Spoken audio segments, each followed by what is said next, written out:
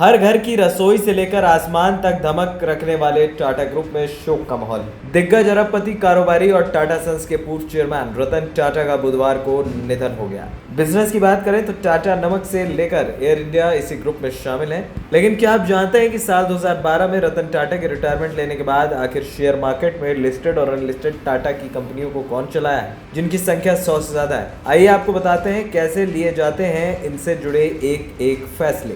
दरअसल रतन टाटा न केवल एक बड़े बिजनेसमैन बल्कि एक दरियादिल इंसान के तौर पर भी पहचाने जाते थे। देश के सबसे पुराने कारोबारी घरानों में शामिल टाटा ग्रुप में 100 से ज्यादा कंपनियां हैं और लगभग हर सेक्टर में इनका कारोबार फैला है। फिर बात चाहे नमक, पानी, चाय, कॉफी की हो या फिर घड़ी, ज्वेलरी, कार या प्लेन की। टाटा सन्स के पूर्व चेयरमैन रतन टाटा के नेतृत्व में ये कंपनियां बुलंदियों पर पहुंची और इनका कारोबार दुनिया के तमाम देशों में फैल गया। 1868 में शुरू हुए टाटा ग्रुप का बिजनेस 6 महाद्वीपों के करीब 100 से अधिक देशों में फैला है, जबकि 150 देशों में इसके प्रोडक्ट्स मौजूद हैं। टाटा सिर्फ नाम नहीं बल्कि इसे देश की पहचान कहना शायद गलत नहीं होगा, क्योंकि ऐसी कई चीजें हैं जो देश को पहली बार इसी कारोबारी समूह ने दी। फिर वो पहला लग्जरी होटल हो, पहली एयरलाइंस हो या फिर पहली देशी consumer goods company. Tata group के रेवेन्यू की बात करें तो वित्त वर्ष 2023-24 में ये 165 अरब डॉलर थी। वहीं दुनिया भर में टाटा ग्रुप की कंपनियों में काम करने वाली कंपनियों में कर्मचारियों की संख्या 10 करोड़ 28 लाख पहुंच चुकी है।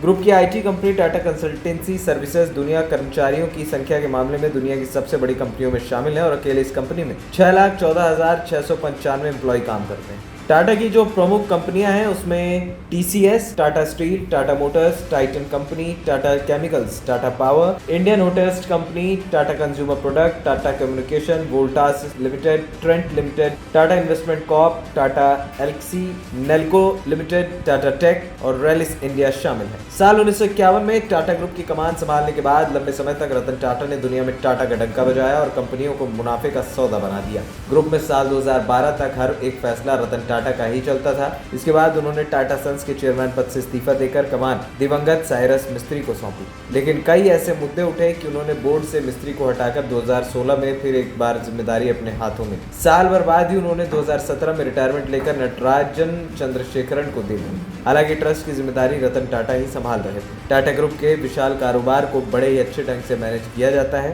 तभी तो इनकी कंपनियां लगातार तगड़ा रेवेन्यू जनरेट कर रही हैं। रतन टाटा के इस्तीफे के बाद से ही चेयरमैन एन चंद्रशेखरन ग्रुप की कंपनियों का संचालन देख रहे हैं। रतन टाटा रिटायरमेंट के बाद मानद चेयरमैन के तौर पर ग्रुप के कारोबार पर नजर रखते थे। टाटा ग्रुप की कंपनियों या उनके बिजनेस को उनके निदेशक मंडल के मार्गदर्शन और सुपरविजन में स्वतंत्र रूप से संचालित किया जाता है। टाटा सन्स इस ग्रुप की मुख्य प्रमोटर और प्रिंसिपल इन्वेस्टर है। टाटा सन्स में 66% हिस्सेदारी टाटा ट्रस्ट की है, जो एजुकेशन, हेल्थ, आर्ट, कल्चर जैसे क्षेत्रों में काम कर रहा है। एएनपी टाइम्स की रिपोर्ट।